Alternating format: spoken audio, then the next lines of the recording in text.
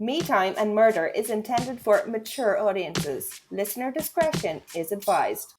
Oh, well, big surprise. Dress, what are you drinking? I'm drinking a pucca, lemon, ginger, and manuka honey herbal tea. No way. Yeah, it's really yummy. They're like all my favourite things. Love ginger, obviously. And yeah, I like the manuka honey in there. Like sometimes I have ginger, but I think with the honey, it's just extra nice. What about you? I am also drinking a lemon, ginger, and honey tea. Stop it! No way! Yeah, it's the best, right? Yeah. It's just like the perfect balance of everything. It's good for digestion, like I've just eaten, so. Yes, yeah, it would be good for the tummy, all right. What about your pampering session? What's going on? I am doing a little L'Oreal Elvive Dream Length long hair mask. I think it's for people like with long, well, it specifically says long damaged hair, and I was like, oh my god, that's like an exact description of me. So it makes sense. So it's kind of just like repairing the hair. Yeah. What about you? What are you I've doing got today? eye patches on. I have Nice. hyaluronic acid mixed with moisturizer, and then I've put on a little pomegranate eye mask underneath. Oh, cute. Are they like patches? Yeah, little patches. They keep sliding off my face though. I've never actually used eye patches. Have you not? They're really nice. No. I like them. I seen these patches recently. I forget the name, but it says like there's like a forehead patch and an under eye patch, and like it removes wrinkles while you sleep. And I was like, okay, why am I getting targeted with this? Like a patch that removes wrinkles. I was like, what is this? How does it stay on your face at night? I'm not sure. Is it overnight? It looks like a silicone texture, and there's just pictures of girls. Like girls are wearing these like chest patches, forehead patches. I'm interested in the forehead one, as we spoke about before. Like I feel like forehead needs a bit of TLC. So I don't know. I'm kind of like, oh, they know what to target you with, right? Yeah. Have you ever heard of the Peterborough ditch murders? I have not. The word ditch frightens me. So Peterborough is in England, and this story takes place in 2013. Oh, okay. Interesting. Yeah. So it's a female serial killer. Always interesting. You don't really hear about serial killers anymore. They usually get caught. It's Never mind usually something female. in like the 70s, and it's a female. And it's in the UK, so this is super unique. Yeah. So we're going to get into it. 2013, we were in uni. We were in Magdala Street. That's right. Oh my goodness. So like, I don't know how it didn't pop up on our radar. So this is the story of Joanna Dennehy. Okay. Joanna had a seemingly normal childhood. Nothing that would suggest her to become an eventual serial killer. Oh goodness. However, during her teens, she sort of went all off the rails a bit. She was bringing alcohol into school. Then she said that she didn't care about school, so she burnt all of her textbooks. What? She ditched school and started hanging around the park, drinking and doing drugs with much older guys. Okay. She began dating her future partner when she was 15 and he was 20. Seen that coming. At 16, her parents kicked her out, and eventually the pair became homeless druggies together, living for a year on the streets. Oh no. I know. Awful. Until they were given a council house. Oh, you mean 16 is so young. So young to be homeless. Oh. A homeless drug addict at 16. Yeah. So they got a council house, and a few months later, at 17 years old, she became pregnant with her first of 2 children. Okay. But thankfully, she didn't smoke or drink during either pregnancy. Oh, good girl. Or use drugs. Or use drugs, no. She gave her kids like the best start, I suppose. But in the YouTube documentary I was watching, but the psychologist, she pointed out that means that Joanna could stop drugs. Like she could. If obviously. She was able to do it for like 9 months, she did have the willpower to stop. Well, maybe the willpower for others, but not for herself. She clearly doesn't value herself that much, you know? She valued the children, right. Which isn't her. Like she clearly has like self-worth issues. But like, yeah, once she did that cold turkey, she should have just stayed off them. But she hates herself so much. Oh, so sad. So according to her partner, Mm-hmm. she didn't have a nurturing mother side at all. Oh. No maternal instincts. Oh dear. Well, at 17, it's bound to be rough. I'd say so, yeah. And she could have had like addict. Postpartum as well, like depression. She could have. So he said that she forgot about the kids. She would leave him and the kids to go stay out late. She wouldn't come home for weeks on end, and she would stay outside drinking and doing drugs. So it seemed to be very like casual, not very stable relationship. And he would bump into her now and again. Yeah. So weird. Yeah. And he would feel sorry for her. Like, she would just disappear for like weeks or months. Benders. Yeah. I'd bump into her and feel sorry. Like, it's the mother of his kids, you know, like, oh, you want the best for her. Mm-hmm. So he would like bring her home, clean her up, like let her recuperate and like stay with kids and like stuff like that. But she would always go back. Oh. Then she started to go in and out of jail for theft and assault. You know, obviously like stealing to support her habit. To get money. It was around this time that she was in jail that she was diagnosed as a psychopath. Oh. As a psychopath with antisocial personality disorder. So her ex-partner in this documentary is saying, on one specific night, Joanna arrived home. She was wearing a short, tight denim miniskirt, and her leg was covered in blood because she had been cutting herself with a knife. Oh dear God, what? She had needle marks all over her arm. She lifted up her top and her stomach was covered in self-inflicted stab wounds. What? And scars, yeah. How does someone stab themselves? I guess if you're on drugs, it makes it easier, but still, wow. Yeah, she's like cutting herself with knives and stuff. Oh. So he's telling her to get it together, and they start arguing. He's just like, you know, you're crazy and stuff. And so she's wearing these big boots, and she pulls a knife out of her boot and starts stabbing the carpet. Oh God, thank God. I thought you were going to say him. But he was so taken back and so frightened. The next morning, he just took the kids and left. Okay, and good. never heard from her again. Good. Yeah. Stabbing carpet. Isn't there like floorboards underneath the carpet? So yeah, that's hardcore, man. Like that's. Yeah. Like she must have been in like so much rage, you know, like screaming with rage, and she has this knife, and she's just like, whoa, stabbing like, the floor. The fact that she's a knife in her boot, oh jeez, scary. Yeah.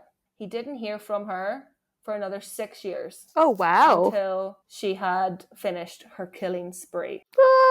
On the 19th of March 2013, she is 30 years old. Joanna kills 31-year-old Lucas Slabowski from Poland. I was just about to say that sounds Polish. Yes, that's a Polish name, Slabowski. She'd met Lucas only a few days before killing him. Oh. She lured him to her apartment for sex. Right. Lucas was so excited that he had told his friends that he was away to meet his new English girlfriend. Oh, Lucas. Yeah, so sad. So she had told him to put on a blindfold before having sex. No. And never do that with a stranger. I know. And then stabbed him in the heart. Oh my God. He died instantly. Oh, well, thank God. Yeah. She then kept him in a wheelie bin. No. Until she had killed her next victim. What? 10 days later. Yeah. It's so disgusting to do that to another human being. So sick, in a bin. Right? In an actual bin. A bin. That's another level. Mm-hmm. Oh my God. And I wonder, you might not know this, but was the bin outside? I assume so. But that's so dodgy, like someone could come by, or well, maybe it wasn't on the street, maybe it was just in her garden. Yeah, that's fair enough. 10 days later, on March 29th, Joanna Dennehy killed 56-year-old John Chapman. John Chapman was an ex-Navy man and her flatmate. What? Yeah. Oh, this is a silly move, Joanna. She stabbed him while he was sleeping in the neck and chest. Ooh. While she was high on drink and drugs. Okay. Not a good move. She then called... Sorry, what were you going to say? I was just going to say, they usually wait longer than 10 days. Yeah, that's Very soon. Unless because Lucas was her first and then it just gave her the taste, you know, and then she's just like super like eager for more. I don't know. But usually they wait longer than that. Like, well, she wasn't even like, she didn't seem to care that she killed Lucas, because I only seen in one report said that she had told people that she had killed Lucas and kept him in the wheelie bin. Yeah. Okay, bitch, Yeah, is like she's crazy. Proper crazy. Okay. I mean, if she's high as well all this time, it's like she's maybe not planning well. She's just doing whatever. Like, yeah. Yeah. So after she stabs John Chapman, she calls her friend known as Stretch. She says, "Oops, I've done it again." Oh my god. Oh my god, Britney Spears. Yeah, yeah. Oh, just losing so much respect. Not that I had any for her, but just like nothing. Yeah, she's just, what a human being. Like, oh my god. So she calls this guy Stretch. He's called Stretch because he is the second tallest man in England. Stop it. I was really hoping you would explain the name. It's actually kind of a cool nickname. Stretch, yeah. It just sounds cool. He is 7'3". Stop. I wonder, does he have that giant's disease? Giant Down syndrome or something? Yeah. Probably. That's fucking tall. That's tall. Would you even fit in a normal door frame? Probably not. So he probably had to bend down. Yeah. Not bend. Duck. Dip. Duck. Yeah, duck. You have to duck. Yeah, that's fucking tall. Okay. Totally random that she knows this guy. But guy, yeah. I think he's also a bit of a druggie. Well, he could have had a hard life with his height, like. Well, I was thinking, I'm just like, you're so fucking tall. Could you not have been in like the movies? Or like, they're always filming shit in England. Couldn't he have been like a troll or something? He could have been a great extra. I know, it just doesn't always work out that way for some people though. Like I'd say he was bullied, and look, people turn to drugs for lots of different reasons. That's true. But like, it can't. Sure, I remember the guy Hold Door. He was the guy he was our DJ in the Kremlin, and he was so tall, and they're just like, "Hey, you tall guy, we want you to be in Game of Thrones." That's right. It does happen. It can't. Your quirks can work out for you. There's always going to need to be like typecasts. It just didn't happen for old Stretch. It's sad. I wonder where he is now. Is he alive? Right, what happens? So she goes to Stretch. So she calls Stretch. So Stretch comes with his friend Leighton. Why have I wrote down this guy's name but not Stretch's real name? It's poor Stretch. It's here Leighton, somewhere. Leighton just makes me think of Tarzan. Yeah. Leighton. Clayton. Oh, that's Clayton. Clayton. Oh, damn it. Yeah. That's wrong name. Sorry. Moving on. Clayton. So she brings, not Clayton, Leighton. And the three of them move the bodies of the two men, burying them in a ditch outside Peterborough. Oh, God. After attempting to bury the bodies, Joanna went home and called her fuck buddy over. Why did you write fuck buddy? It's so gross. But it's just like this guy that she was having sex with. Her casual partner. Okay, casual partner. Fuck buddy. I hate that. So remember that like poor Lucas was in the bin for 10 days and they've taken him out. Yeah. And they take out Lucas and John and they take them like an hour away and they half bury them in a ditch and then they come back and she calls over Kevin Lee. Okay. And Kevin Lee is her landlord. Oh. So Joanna and Kevin Lee had been engaging in hardcore sadomasochism sex. Oh. He was married with 2 children. Bad Kevin. Yeah. Not that he deserves what's about to happen to him. No, absolutely not. I feel like, there's something bad coming. So hardcore sadomasochism sex involves getting off on pain and humiliation. Mm-hmm. She sort of did the same thing, like lured him. Yeah. He might have been wearing a blindfold, I'm not too sure. Okay. She told him that they were going to dress up and do this hardcore sex. Uh-huh. But instead she stabbed him 5 times in the chest. Ooh. Then got Stretch and Leighton to come back over, and then this is all on the same day. It's the same day. Like, Same these guys day. are such numpties. Like, why are Right. they her little minions? Like, is she supplying them with drugs, I wonder? Like, there has to be a reason. She was not a dealer. There's no way. She's too fucked off her head to be a dealer. No, but, like, why would they do this for her? Unless I don't know. they're in love with her. Like, everyone seems to want to have sex with her. Like, I don't know, is she that desirable? Like, why is everyone doing stuff for her? I don't know. They're all fucked off their head. They're all on drugs. Okay. So they dump Kevin Lee's body in a different ditch. And when they found Kevin, the police said they'd never seen a body positioned like this. It was done in a way to humiliate and disrespect the body. Ah! He was found wearing a black sequins dress. And his body had been purposefully positioned in a sexual position. Oh. So maybe that was part of their sex act, that he was wearing the dress at the time, and they decided to leave him in it just to, like, humiliate embarrass him and let people know what he was into, which there's nothing wrong with that. No, there's not, no. But it's not something that everyone wants to share and also be posed at death in. Yes. It's not appropriate death attire. No, it's not. Like, he was hiding this life from his family and friends, and then it is revealed in the most vulgar way. Yeah, they didn't respect his wishes. Yeah. Oh my God. So his body was found the next day on March 30th. And it was 4 days later that Lucas and John were found. Okay, were they in different ditches then? Yes, they were in. So it was Lucas and John were in one ditch, and Kevin was in a different ditch. Seems strange to put Lucas and John together. It seems lazy. It is lazy, right? Joanna and Stretch, after dumping Kevin's body, they went on the run, partying, doing drugs, and holding up convenience stores for cash. Jeez. They also picked up an acquaintance of theirs, Mark Lloyd. And Mark Lloyd is the reason why we have a sequence of events, as well as like conversations between Joanna and Stretch. When Stretch and Joanna were caught, they pled guilty, but they refused to give like a statement or to testify. Like, they just pled guilty and they're like, yeah, we're not talking. I hate when people do that.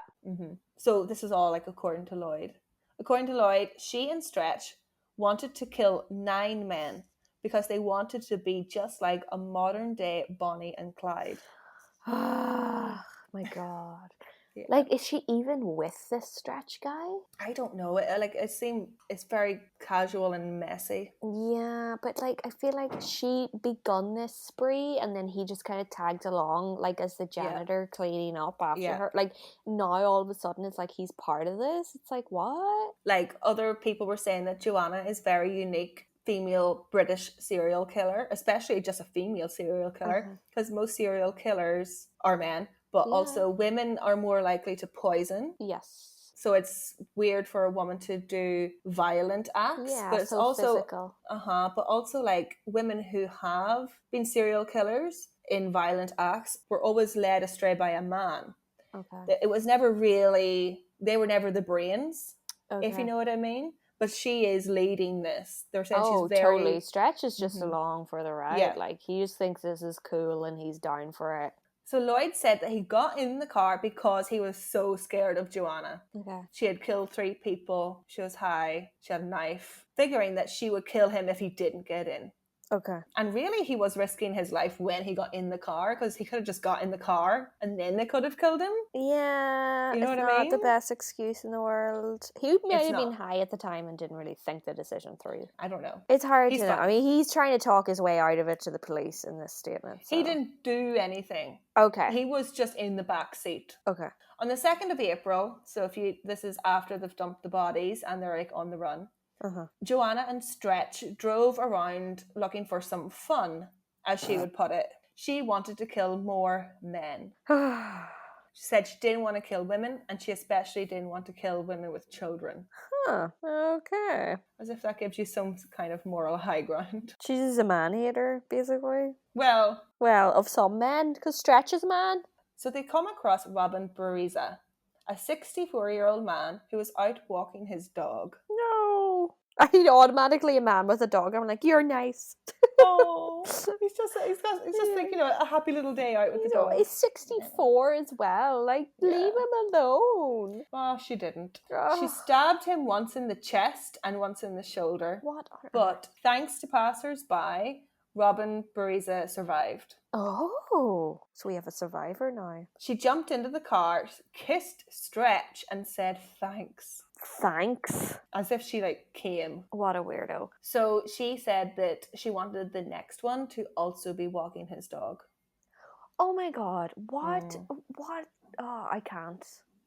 Mm-hmm. There's such an innocent act of going out to walk a dog. You just should be allowed to do that and not have the fear of getting stabbed. What the They drove off, and within 10 minutes, she and Stretch found another man, 56-year-old John Rogers. She jumped out of the car and stabbed him 40 times. Oh my God. In his arm, chest, stomach, and back. Dear God. He was trying to fight. He did fight her off. He was fighting her off, telling her to go away. Why are you doing this to me? But members of the public, they seen what was happening, so they came over to help, and she ran off with his dog. Oh my God. Oh my God. She took his dog. Took his dog and ran off. This guy also survived. This guy also survived? Yes, after being stabbed 40 times. What? Are you being serious? That's a lot. Do you think that she had a little crappy knife and maybe not that much strength, so some of the stabs were shallow? No, her knife was not crappy. Oh, okay. No, it was a proper pocket knife. It's not it was. I'm just wondering how he survived. That's a miracle. It is a miracle it didn't get any major arteries. Also, she's a bit crap at this. It does seem. Come on, 40 wounds and you 40. Didn't hit anything? Apparently he did have some pain, it affected his life. Oh jeez, I'd say so. And also PTSD for the rest of his bloody life. You'd be always looking over your shoulder, yeah. Thanks for that. So this all happens in the same fucking day. It's absolutely bananas. The same day? Yeah, she stabs the two men in the same day and steals the dog. Wrong with her? Chill out. Obviously the police know what's going on, so they launch a manhunt using... Woman hunt. One manhunt. Actually, why is it called a manhunt? Because it's always bloody men. Because it's fucking always men. Person hunt. Just a hunt. The police launched a hunt. They launched a hunt. Because we shouldn't be hunting animals, so it's obviously people. A hunt. Police launched a hunt. And using CCTV, they were able to track her down to a friend's house where they were hiding out. May, June, July, August, September, October, November. So 7 months later, in November 2013, Joanna Dennehy pleaded guilty to all 3 murders and the 2 further attempted murders. They obviously got her from the friend's house. Yes. And brought her in. And there was no escaping. Okay. No. Also, they're high as fuck. Yeah. They're not going to be good at hiding or driving for a very long time. Okay. Yeah. So she pleaded guilty. Guilty right away. She said, okay. Yeah, I did it. She was given a life sentence without parole. Very hard to come across in the UK. Yeah, and I was just going to say. She is one of 3 women to ever be handed that sentence in the UK. Wow. The only other women to be given a life sentence without parole in the UK is Myra Hindley, who is now dead. She carried out the Moors murders with Ian Brady. Mm-hmm. And Rosemary West also got the sentence. She tortured and murdered young women and children along with her husband, Fred West. Okay. Joanna is the one out of 3 to get. And she's the only one who did it on her own. Yeah. So what did Stretch get though as a punishment? What? Stretch, who was 47 years old at the time, was sentenced to life with a minimum of 19 years. So he got life just because he was there. What would be the technical term? He was an accomplice, I suppose. He drove her around. In the murder, but he didn't physically murder anyone. No. Well, that's why he does have parole. Yeah, but still, he got 19 years, that minimum. Yeah, he could maybe get out in 10 or 12 or No. His parole minimum. a minimum. Get a dictionary. No, Sorry. his parole won't start until Yes, 19 the years. 19. I'm just kind of like surprised that he got that long. It is very long for somebody who just drove the car. Would your defense not just be like, dude, I was high, I'm a drug addict, I have a problem, I have an illness? Like, that's what they probably presented. He pleaded guilty. He pleaded guilty. Guilty to what though? Like, he dumped some bodies. He dumped and buried bodies, and he drove the car. That's, to me, doesn't warrant 19 years. I don't know.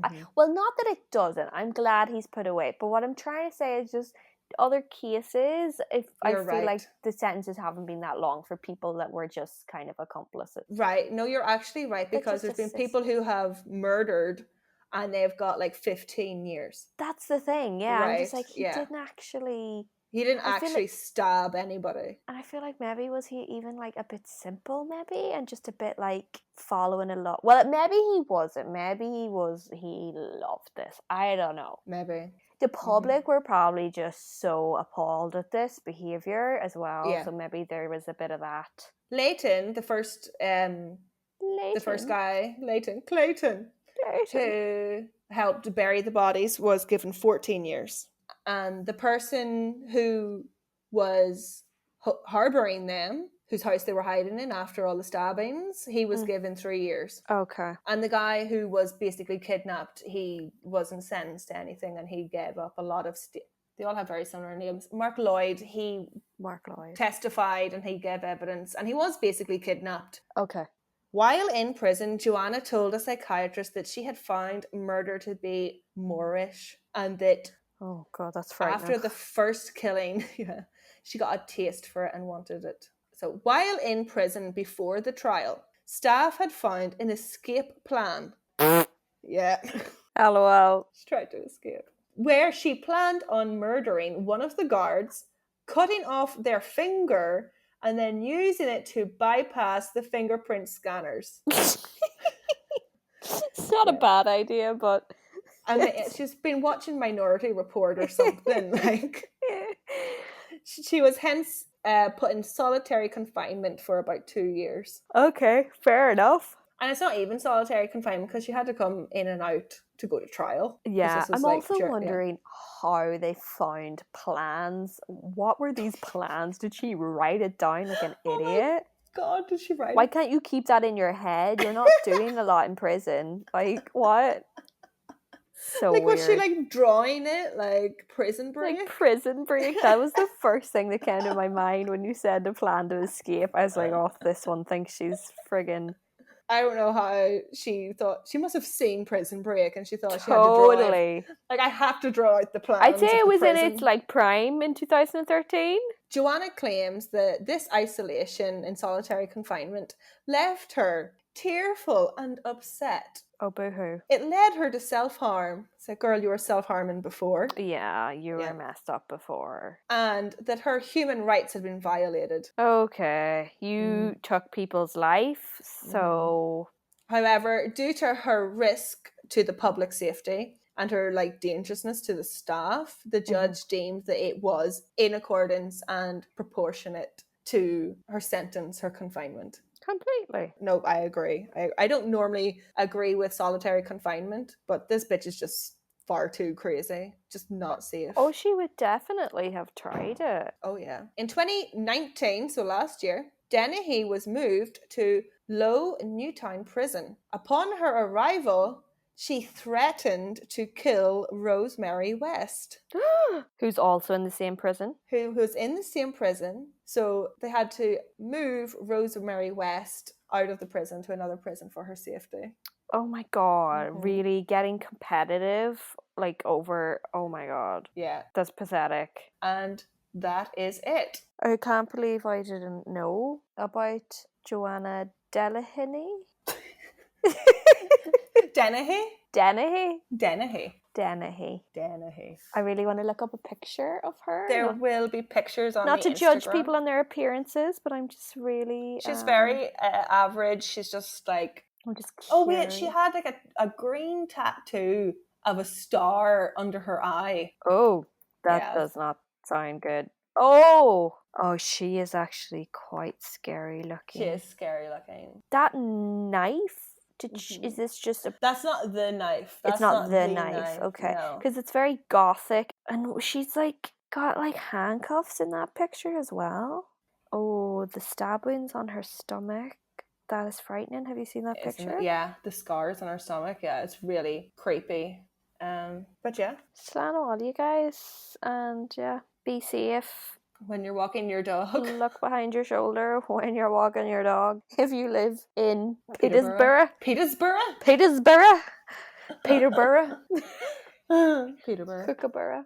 Yeah. Bye. Bye, guys. See you next time. Bye. Me Time and Murder would like to thank and acknowledge our sources that make this podcast possible.